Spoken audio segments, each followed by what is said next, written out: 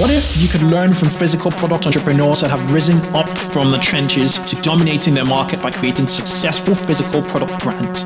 Well, this podcast is hosted by me, Kunle Campbell, and it's about breaking the mold to becoming a smarter, savvier, and better product entrepreneur. You discover how to take physical products from concept through launch and to scaling up from physical product entrepreneurs who've taken their revolutionary ideas to 1 million, 10 million, and 50 million plus in revenue businesses. You'll also join me on my journey to build $1 million physical product brand business in a year, where we both will learn about crowdfunding, selling to retail chains, launching through marketplaces like Amazon, strategic partnerships, publicity, celebrity endorsements, and selling direct to consumers. So if you're creating or building a brand in the consumer packaged goods space, in fashion and apparel, business products, or any physical product niche, listen in because we have you covered. Join the fast track to physical product business success. This is the Physical Product Business Podcast.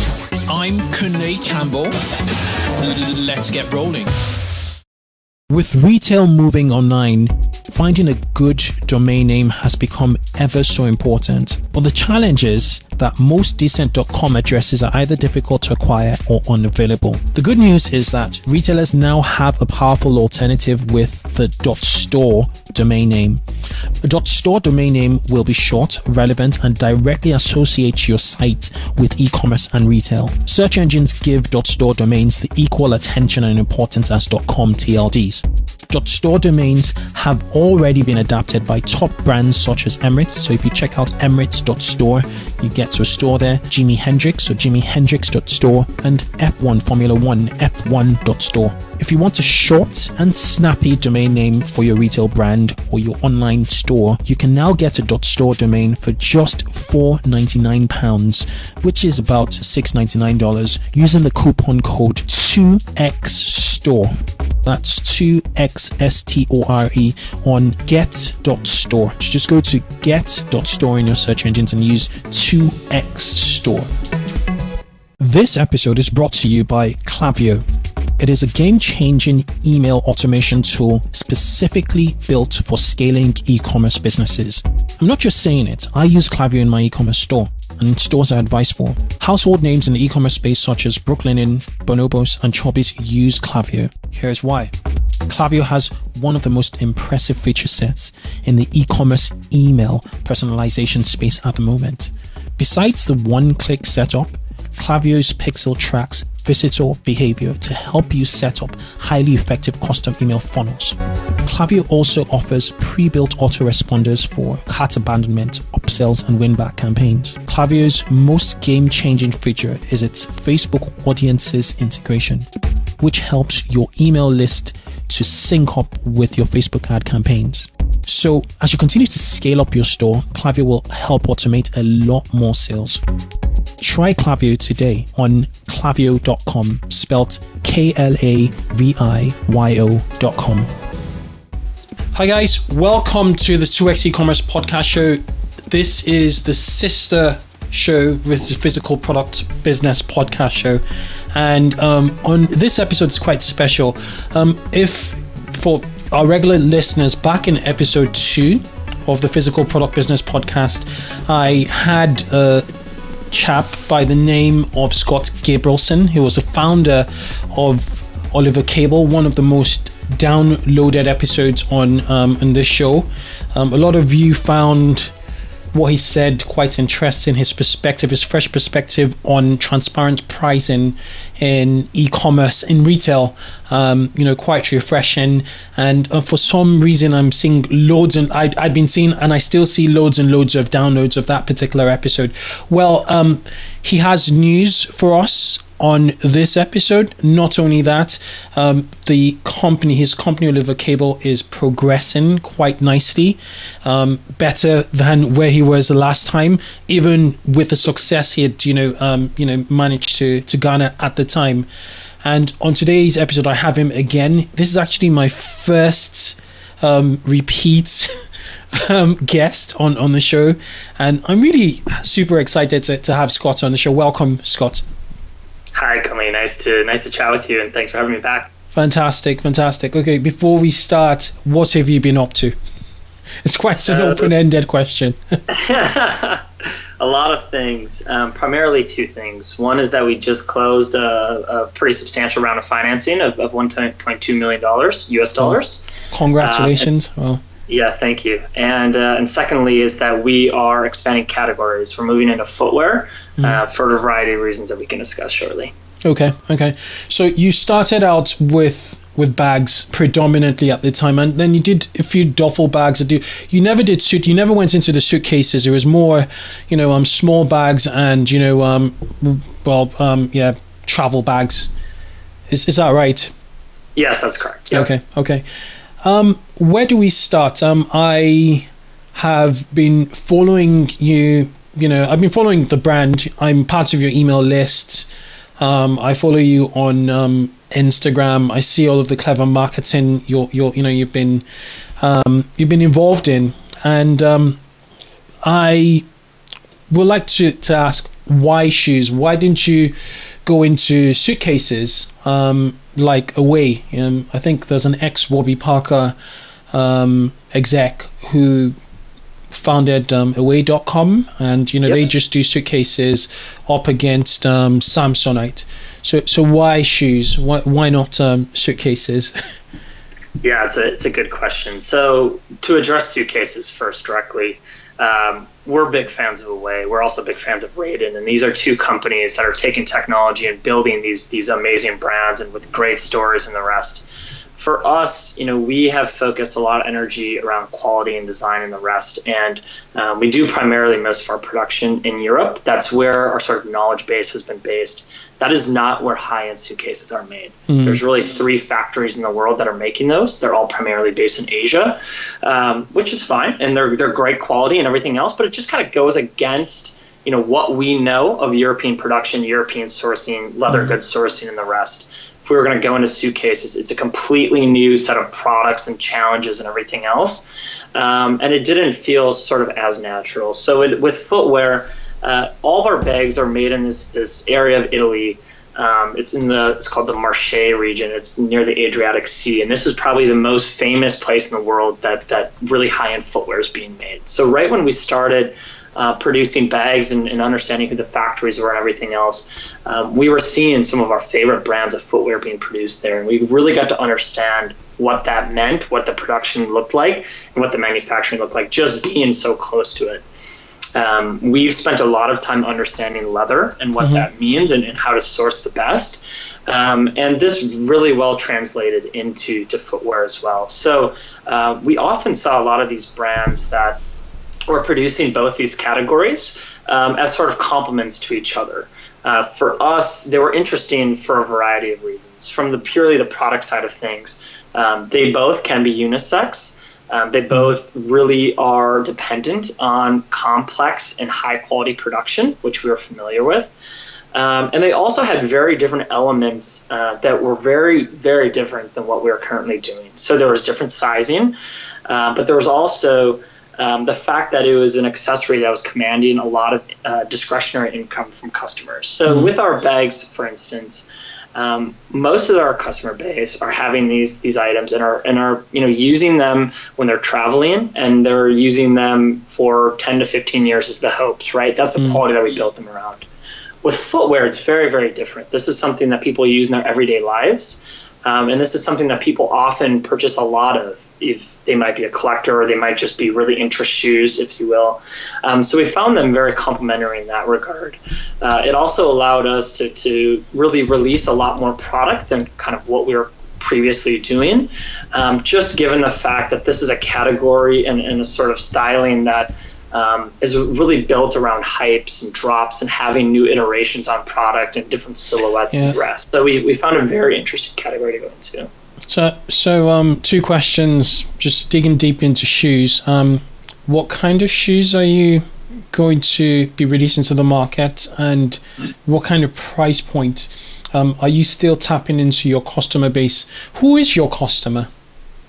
So our customer is, we can consider it a millennial, if you will, but that's really more of like a psycho mentality in the sense that they're digitally native. They are, often in larger metropolitan cities, but that's not what separates them. It's really the focus for our customers is understanding what products they're buying and who they're buying them from. Okay. And I think that was in the first episode, something that we discussed quite a bit is storytelling and telling about what your brand means beyond just what the product is. It's one way to really build a much deeper and richer brand, and we've seen our customer base be much more interested in that as well. In your story. And that translates ages. We have customers in all ages and really all income levels as well. Okay. But it's really a mentality that we've seen with our customers. And then what kind of shoes are you going into? You're going to be manufacturing? So we'll be releasing our initial collection is going to be around sneakers. So it's going to have a very similar styling, design aesthetic. Masculine or feminine? Both. It will be essentially unisex styling with new styles that will be catered to each gender as well. Okay. And we'll be releasing a bit of more formal footwear, but we found sneakers to be, high-end, high-quality sneakers is something that's starting to translate more into people's wardrobes more than they used to. People are wearing them to work. People are wearing them out. It's not just about being very formal and wearing a suit and tie every day or wearing dress pants and dress shoes every day. So it's that lifestyle when they almost like they carry a bag. Most of the time when they carry a bag, they're going somewhere, not necessarily to work. So would it complement, that, would it complement, would you just complement the bags while they're, using the bags? Are you... Exactly. So our bags are not incredibly formal. We're not making, very rigid suitcases or briefcases, if you will. So our bags are a bit less formal, but we also found that sneakers are just a lot more interesting. There's a lot more you can do on the design side. There's a lot more you can do on the silhouette side, changing with outsoles and textures and the rest.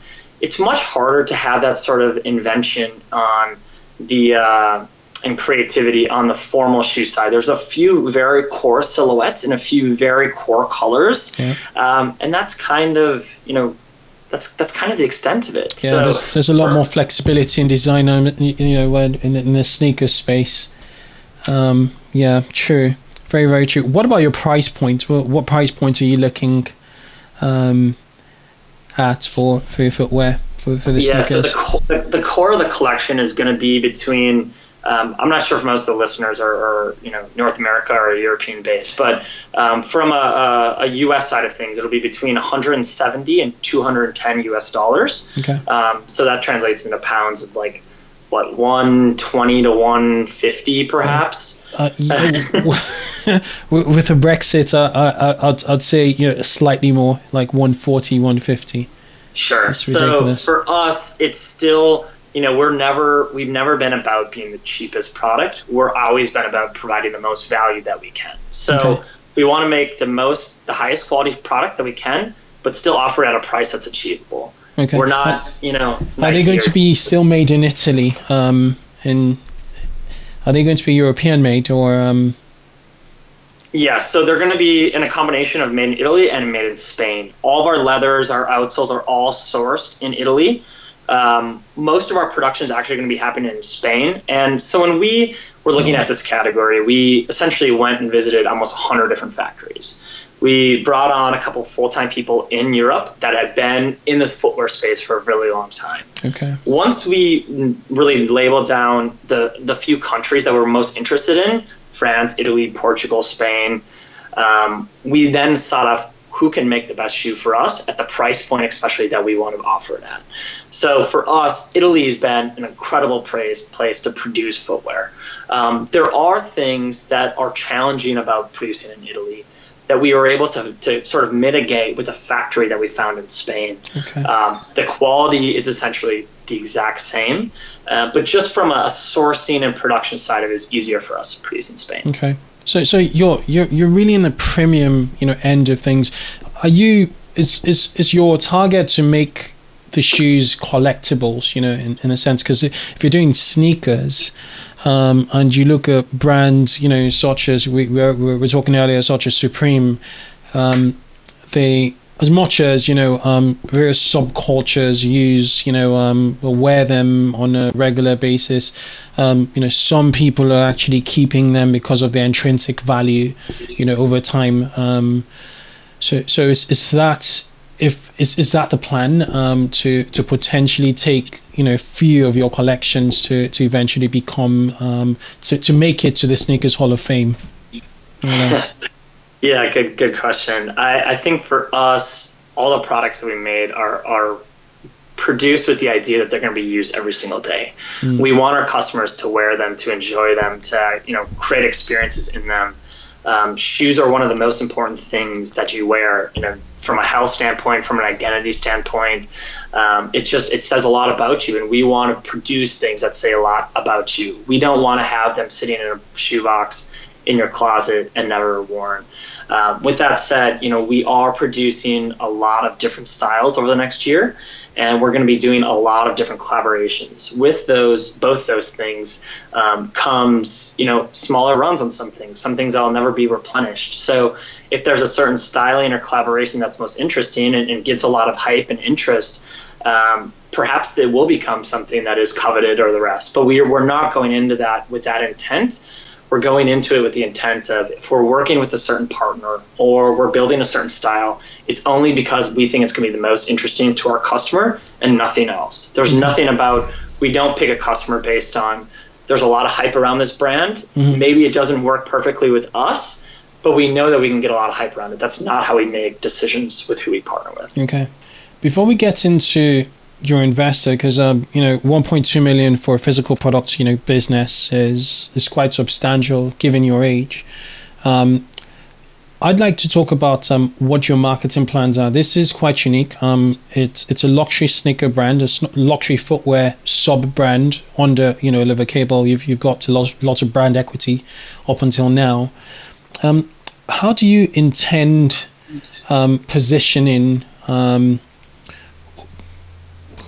the new footwear brand, Oliver Cabell? Do you intend using celebrities? Is it still going to be social?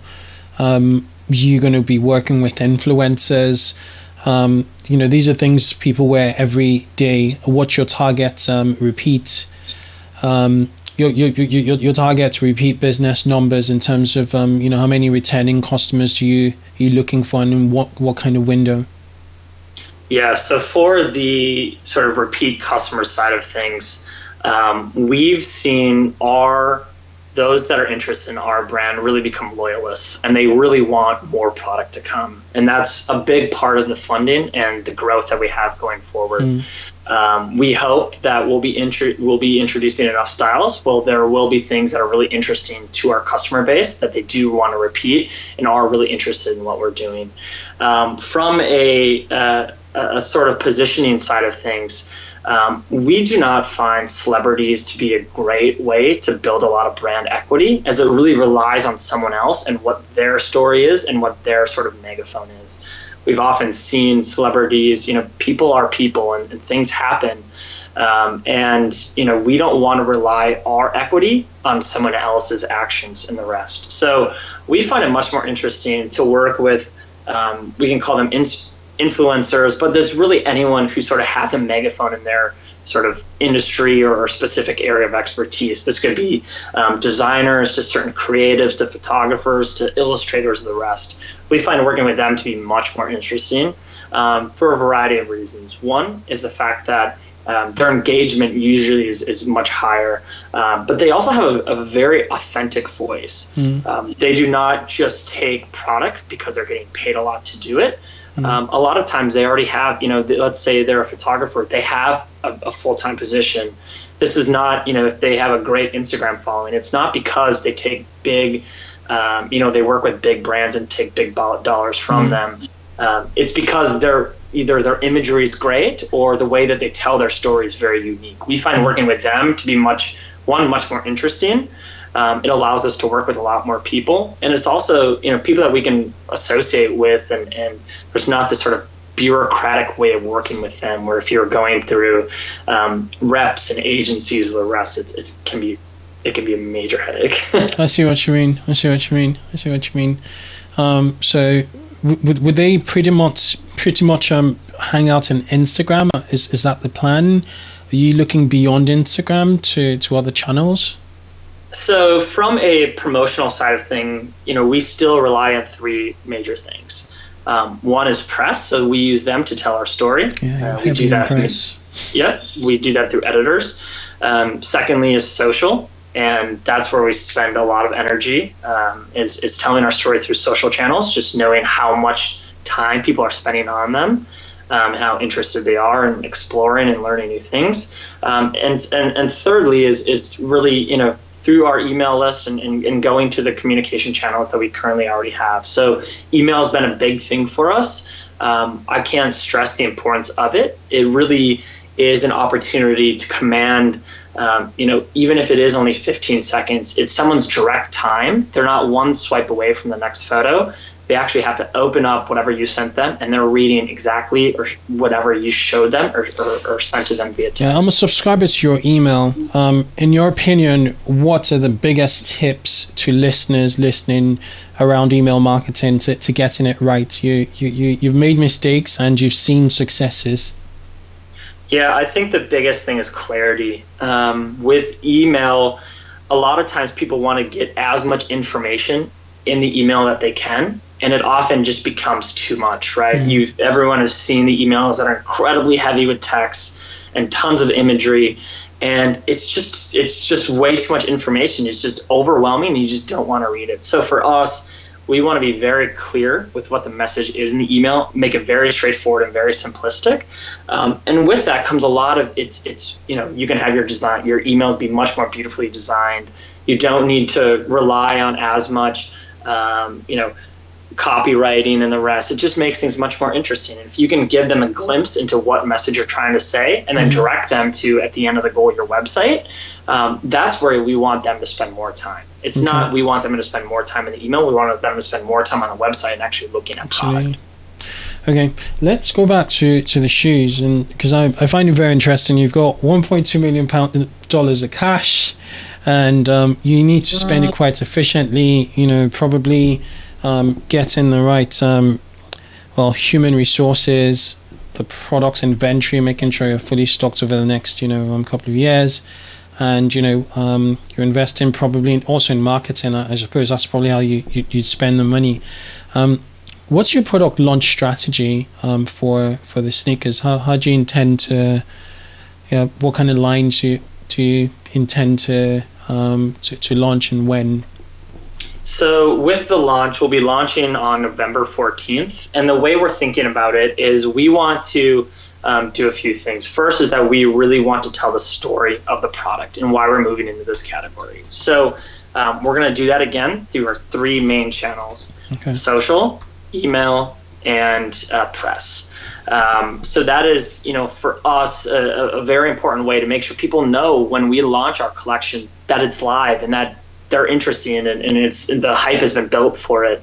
On the email side of it, what we've done is that we'll be releasing in early October an email to our audience of now nearly 200,000, a message about what why we're moving into this category, what this means, and what they can do to be a part of it. And so what we did was we built in essentially a referral program, if you will. And what that does is, with this email, you click on a link, and it brings you to part of our site. And within that site, it gives you, again, a brief description on what we're doing. And it also sort of incentivizes you to help spread the word on what we're doing. So there's a variety of sort of rewards that you can get based on how many people you refer. If you refer, I think it's 2 people, then you can get an actual sneak peek and see what the collection is going to look like. Nice. If you refer a few more people, you get early access to the product. If you refer more than that, you actually get discounted product. And the reason for this is that, again, we found email to be incredibly important. We want to continue telling our story, and we want people to that have this sort of insider information to be able to tell people that they think will be interested about it, and be rewarded for telling people about that. So those are the reasons that we really built that in. From a sort of promotional side, post-launch, what we're doing is a sort of unique way that we're going to be releasing styling. So the fact that we do not sell through wholesale and we do not work on a seasonal basis, we need to think about how we want to release new styles and new products. And what we've decided to do is we're actually going to be releasing new styles every single week. Right. And with that, we will be able to test a lot of new product, tell a very interesting story, often go back to our customers and have something fresh and new for them to see. From a business side of things, it allows us to really mitigate the risk that comes with inventory. Yeah. The challenge is when you're working with factories, and I'm sure a lot of people that are listening have dealt with this, there's minimums that are needed. Perhaps it's not on a style or a color side of things, but it's a minimum production run. So if we can produce more SKUs, but have them in smaller units, we can do a lot more testing before, if we were going to work on a traditional side of things, we might have to produce, 1,000 pairs of a certain style, and we don't even know if it's going to. It's a very agile approach to supply chain management and e-commerce in general. And because you're direct to consumer, you can afford to do it. Traditionally, with a wholesale model, given the fact that it's wholesale, you need a big chunk. You need to invest a big chunk anyway to give your distributors or your sales partners, and then But with this, it's so agile in the sense that you drip feed in, getting feedback, and then that could lead on to manufacturing more.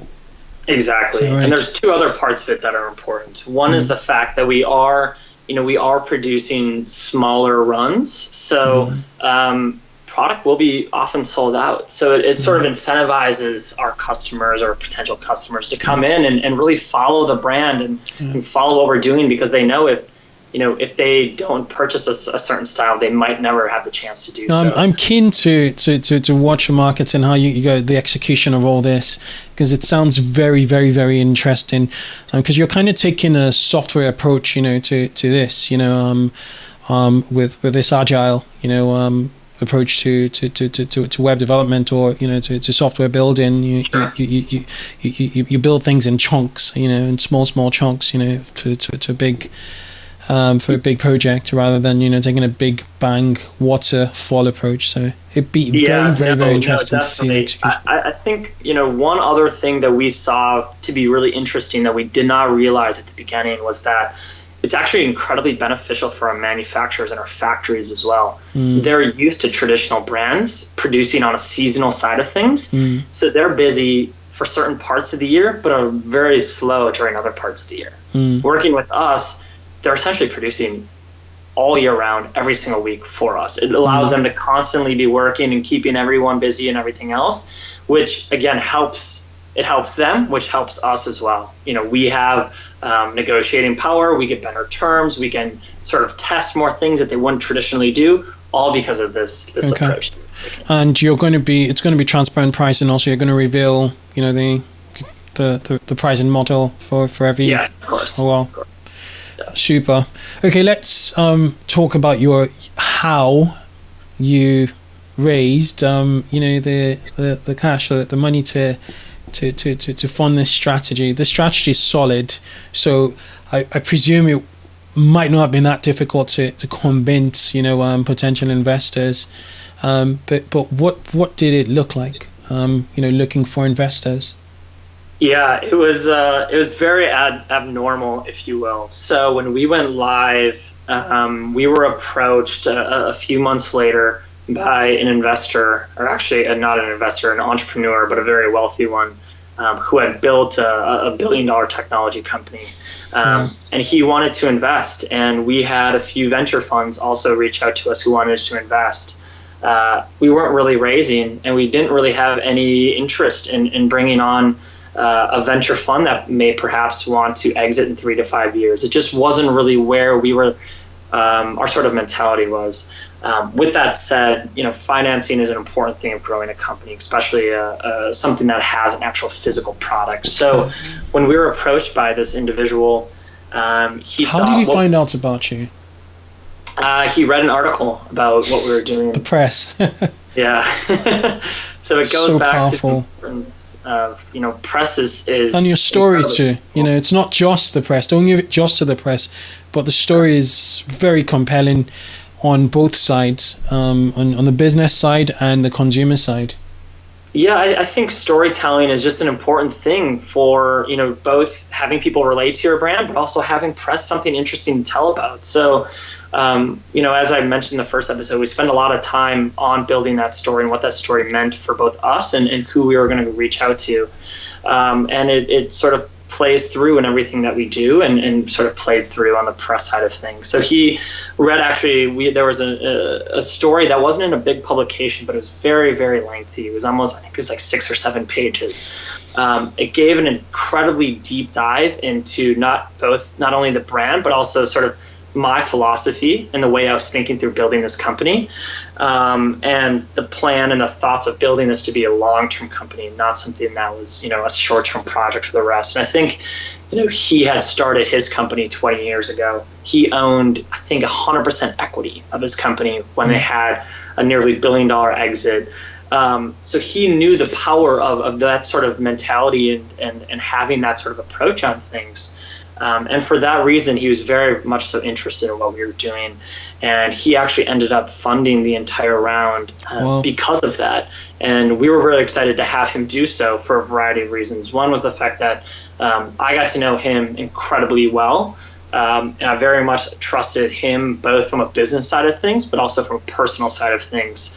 I think that is one thing that I really would want to stress is that, with either business partners or potential investors or the rest, these are people that you're going to be working with for a very long time. So making sure that you understand what their values are and what their goals are for the company is, it's something that can be overlooked when someone's handing you a big check, but it's something that, once you're sort of working together and you have to send them certain documents to the rest, you want to make sure that their mentality is the same as yours. So with that, we had a lot of conversations, and as I said, he ended up funding the entire round.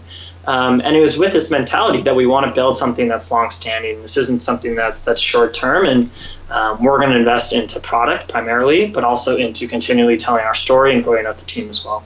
Okay, is he doing it through an investment?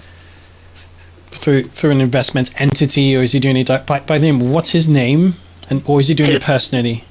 He's doing it personally. His name is Michael Chambers, and he is. It's all personally done through him. He has no sort of separate investing entity or anything else. He has invested in a variety of other startups across different industries, but he's still an entrepreneur. He's still the CEO of the company. He's very active in the businesses that he's building, and he's very interested in being active in the companies that he's making investments in. Is he going to be active in Oliver Cable?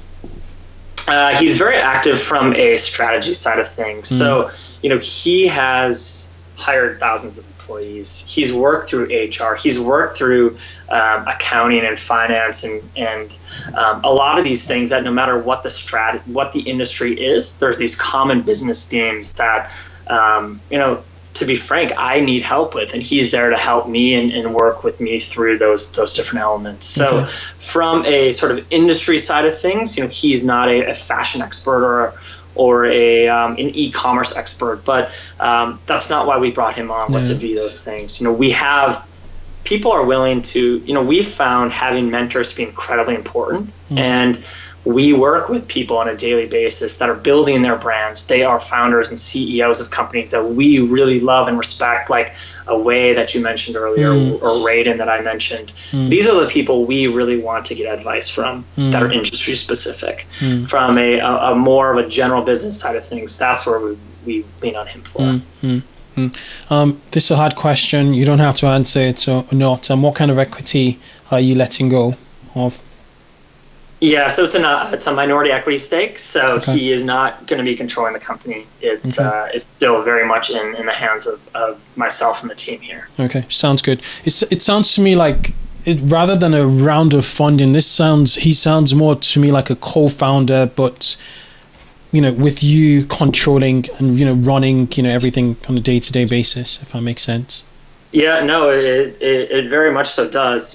When I was working in venture capital before, I went to business school, there's a very specific approach that most of these funds take to investing in startups. And while it's often said that they're long-term focused, the reality is the way that their businesses are set up is that they have investors in their companies, their funds, and they need to get them returns. If they don't get them returns, then they're not going to be able to go raise the next round of funding. So they're always incentivized to liquidate out of their portfolio, to sell companies for some reason or another. That was not his mindset. He does not need liquidity from us.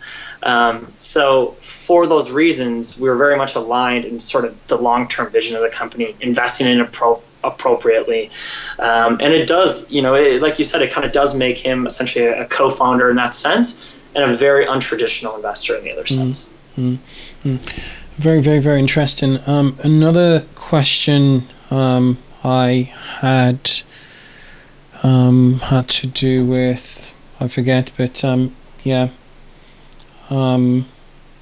with him and you, with regards to your plans to make Oliver Cabell $1 billion company. Is that a question? Yes. Are you looking to build exactly? Well, how ambitious are you looking? How ambitious is this venture? So in terms of, I don't think size is ever, from a sort of revenue side of things, is not the goal. Okay. We do not. If that was the goal, we'd be taking things in a very different approach. We'd investing in our money, the dollars into different things and the rest. The goal is to build a long-term company that provides a ton of value. We think if we do those two things, create products that are incredibly interesting, create a brand that's incredibly interesting, the result of that perhaps may be $1 billion company. But that is not the onset the goal. We do not have first. That, and we don't have investors where that is their goal. That is the goal with a lot of venture funds. And of course, our investor wants to have great returns, right? And we want to give him those returns. But we also want to make sure that we build a company that's long-standing, is not going to be one of these things that we just invest hundreds of millions of dollars or tens of millions of dollars or whatever it may be into. And after the funding runs dry, we see if we do or we do not have a company. We see a lot of heavily venture-backed companies go through that approach, and that's not sort of the approach that we're taking. Gotcha. Okay. I think that it's really interesting with what you've done thus far, and your foray into footwear. I'm really keen to, as I said earlier, I'm really keen to see the execution with regards to the drip feed approach. I reckon it's going to make it more exclusive. There's going to be a sense of scarcity. And people would be looking forward to seeing the new designs, especially when the first few designs are very fresh and interesting. So I'm really keen to see it in come November.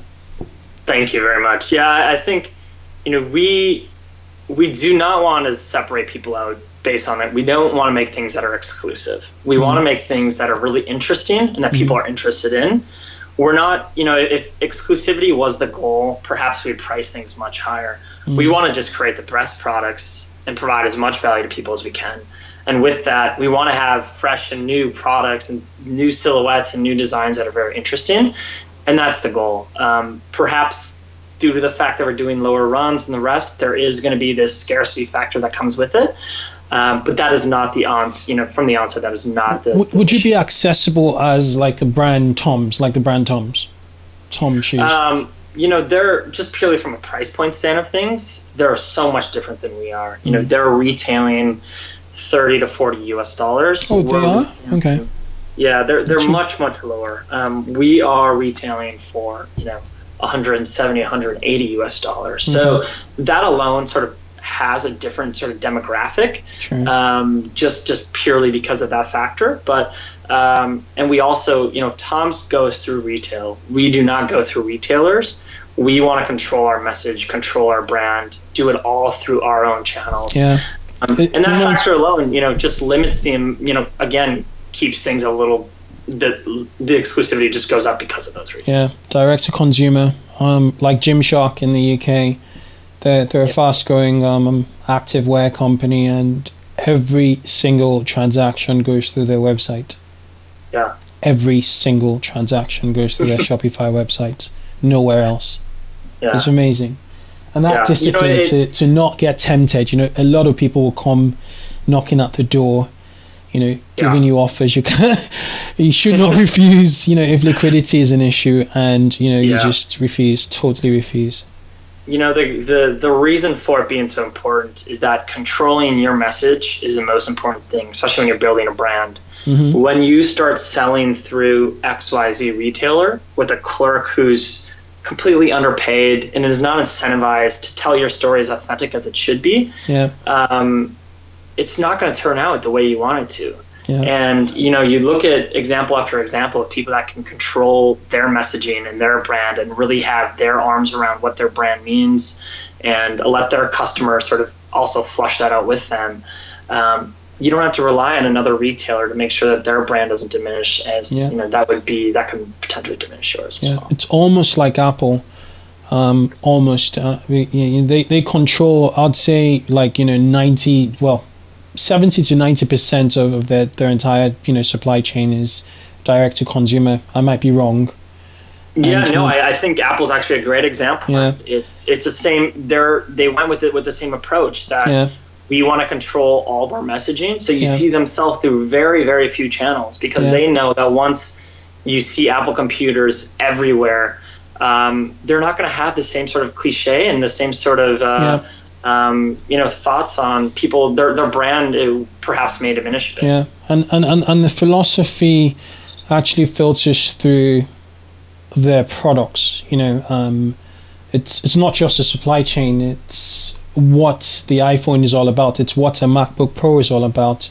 It's just that singular message of solidity, really. Just something solid and control all through. Okay, Scott, we could go on and on and on and on. It's been a pleasure having you again, and as I said, I'm really looking forward to November. And congratulations! Congratulations! Yeah, thank you so much. Perhaps later in the year we'll have to have another chat, and I can give you and the rest of the audience an update on how it goes to release a new product every week and what that looks like from a supply chain. Consider that. Consider it a yes, please. I will love to catch up. Months ahead, so we can get feedback from you. Okay. All right. Thanks. Cheers. Thank you so much. Yeah. Cheers. Talk to you soon. Bye. Bye.